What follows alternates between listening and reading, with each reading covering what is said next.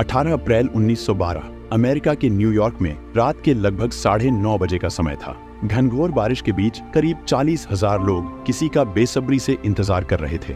यह वह काली रात थी जब न्यूयॉर्क में दर्द का सैलाब आने वाला था। 3 दिनों से ये लोग एक जहाज का इंतजार कर रहे थे जिसका नाम था कारपेथियन।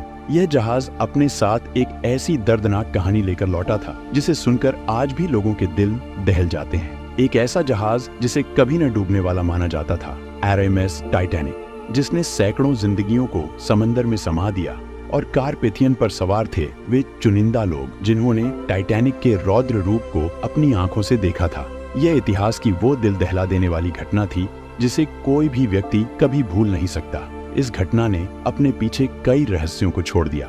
10 अप्रैल 1912 को जब टाइटैनिक अपनी पहली यात्रा पर ब्रिटेन के साउथहैम्पटन से न्यूयॉर्क के लिए निकलने वाला था, तब वहां का माहौल कुछ अलग ही था। लोग टाइटैनिक के बारे में इतना सुन चुके थे कि उसकी विशालता और सुंदरता को देखने के लिए भीड़ उमड़ पड़ी थी। ऐसा कहा जाता है कि करीब 1 लाख से भी ज्यादा लोग टाइटैनिक की भव्यता को देखने के लिए आए थे। और इतनी बड़ी भीड़ का आना स्वाभाविक था क्योंकि टाइटैनिक वाकई में बेहद शानदार था। ये जहाज जितना भव्य बाहर से दिखता था, उससे भी ज्यादा आलीशान ये अंदर से था। टाइटैनिक एक बेहद लग्जरियस जहाज था जिसमें 2 बड़े ground stairs, heated swimming pool, gym, 4 restaurant, library, Turkish bath, electric bath और बार्बर शॉप जैसी सुविधाएं थी। यह ऐसा था जैसे टाइटैनिक एक चलता फिरता लग्जरी होटल हो जिसमें हर संभव सुविधा उपलब्ध हो। टाइटैनिक की विशिष्टता उसकी लग्जरी तक ही सीमित नहीं थी, बल्कि इसकी सेफ्टी भी इसे खास बनाती थी।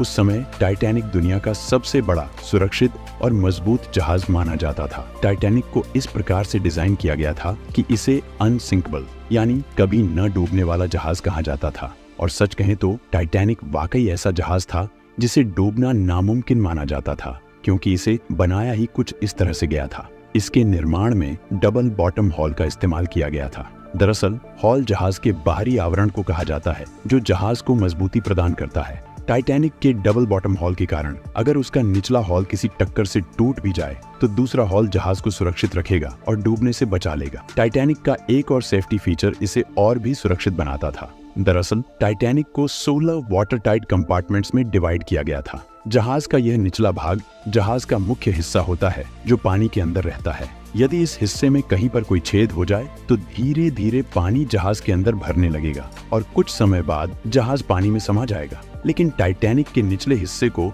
16 अलग अलग वाटर टाइट कंपार्टमेंट्स में विभाजित किया गया था। इसका फायदा यह था कि अगर जहाज किसी चट्टान से टकराता और उसमें लीकेज हो जाता तो केवल वही कंपार्टमेंट पानी से भरता जो क्षतिग्रस्त हुआ था और बाकी के कंपार्टमेंट्स सुरक्षित रहते। इस तरह जहाज को डूबने से बचाया जा सकता था। टाइटैनिक इतना बड़ा जहाज था कि यदि उसके 16 में से 4 कंपार्टमेंट्स में भी पानी भर जाता तो भी यह डूबने वाला नहीं था। और ऐसा होना लगभग असंभव था कि एक साथ 4 से ज्यादा कंपार्टमेंट्स क्षतिग्रस्त हो जाएं, क्योंकि ये कंपार्टमेंट्स बहुत बड़े थे। ऐसे में कोई चट्टान भी इस जहाज को डुबो नहीं सकती थी।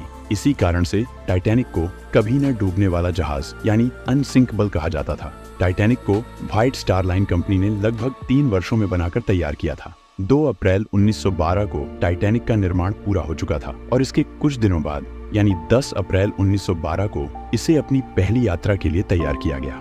इस जहाज पर उस जमाने के बड़े बड़े लोग सवार थे और इसके अलावा कुछ प्रवासी भी थे जो अमेरिका जाकर एक नए जीवन की शुरुआत करने वाले थे। जहाज के कप्तान थे 62 वर्षीय एडवर्ड जॉन स्मिथ, जो एक अनुभवी कप्तान थे।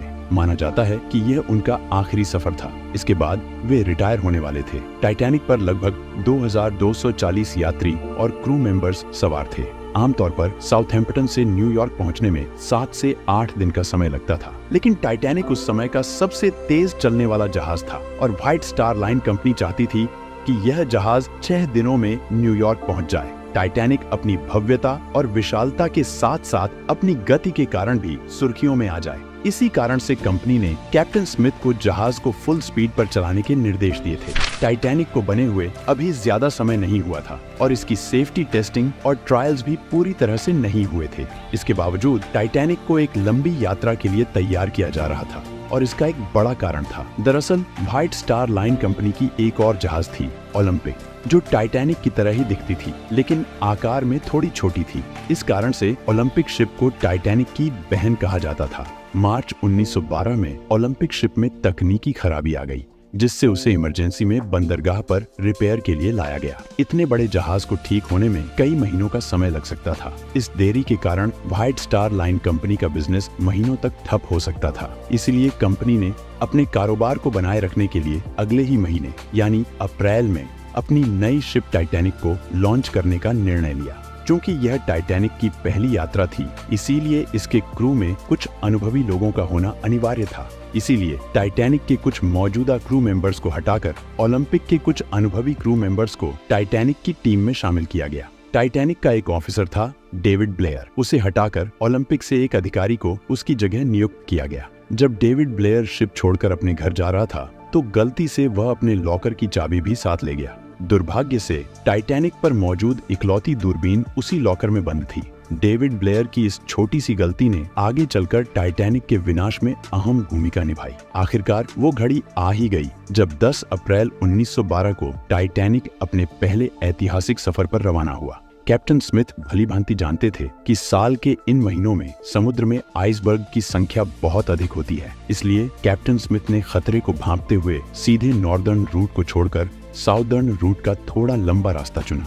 दरअसल आइसबर्ग समुद्र में तैरते छोटे छोटे बर्फ के पहाड़ होते हैं, जो ग्लेशियर से टूटकर समुद्र की लहरों के साथ बहते हुए बीच समंदर में पहुंच जाते हैं। इस मैप पर नजर डालें। आप देख सकते हैं कि ग्रीनलैंड से टूटे हुए ये बर्फ के पहाड़ इस रास्ते के जरिए अटलांटिक महासागर में प्रवेश करते हैं। अप्रैल के महीने में इस क्षेत्र में बड़ी संख्या में आइसबर्ग टूट कर आते हैं। लेकिन एक राहत की बात यह है कि ग्रीनलैंड से अटलांटिक महासागर तक पहुंचने में इन आइसबर्ग्स को करीब 2 साल लगते हैं और इस दौरान वे धीरे धीरे पिघलकर समुद्र के पानी में विलीन हो जाते हैं। केवल बहुत बड़े आइसबर्ग ही अटलांटिक महासागर के बीच तक पहुंच पाते हैं।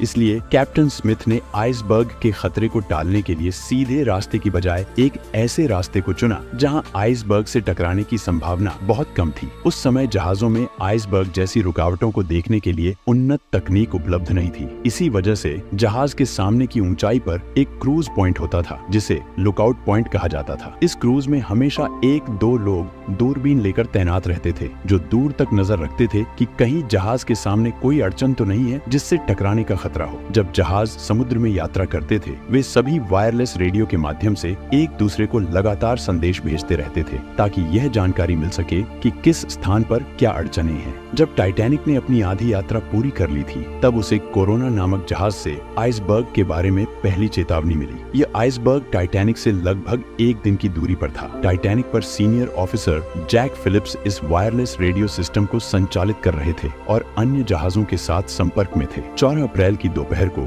टाइटैनिक को आइसबर्ग के बारे में दूसरी चेतावनी मिली। वायरलेस ऑपरेटर जैक फिलिप्स ने इन चेतावनियों के बारे में जहाज के कप्तान को सूचित किया। इस पहली यात्रा पर टाइटैनिक के मालिक जोसेफ ब्रूस भी जहाज पर मौजूद थे। जब कैप्टन स्मिथ ने टाइटैनिक के मालिक जोसेफ ब्रूस को आइसबर्ग की चेतावनियों के बारे में बताया, तो ब्रूस ने इन चेतावनियों को नजरअंदाज कर दिया। उनका मानना था कि समुद्र में आइसबर्ग मिलना एक सामान्य बात है और जिस जहाज पर वे सवार हैं वह बेहद मजबूत और कभी न डूबने वाला है। ब्रूस नहीं चाहता था कि इन चेतावनियों के कारण जहाज की गति कम हो और वह अपने निर्धारित समय से देर से पहुंचे। इसके बाद टाइटैनिक को आइसबर्ग की 5 और चेतावनियां मिली और आखिरी चेतावनी कैलिफोर्निया जहाज से आई थी। रात हो चुकी थी और दुर्भाग्य से उस रात आसमान में चांद भी नहीं था, जिससे विजिबिलिटी बहुत कम हो गई थी। ऊपर से क्रूज में बैठे लोगों के पास दूरबीन भी नहीं थी, जिससे वे दूर से ही सामने आने वाली अड़चनों को देख पाते। टाइटैनिक अपनी फुल स्पीड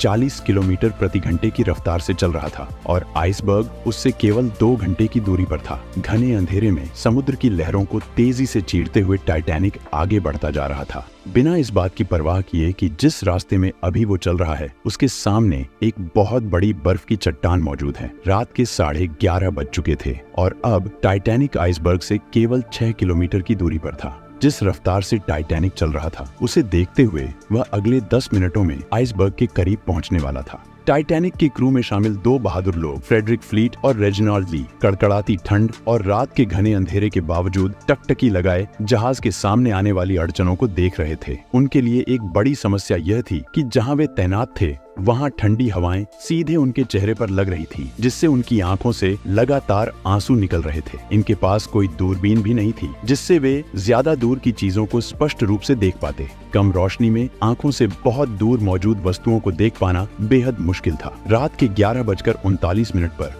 क्रूज पर तैनात फ्रेडरिक फ्लीट की नजर सामने एक आइसबर्ग पर पड़ी। उसने बिना किसी देरी के तुरंत 3 बार घंटी बजाई और तुरंत ब्रिज पर मौजूद ऑफिसर्स को फोन करता है और बताता है कि सामने आइसबर्ग है, जल्दी से जहाज को लेफ्ट साइड में मोड़ो। ब्रिज पर मौजूद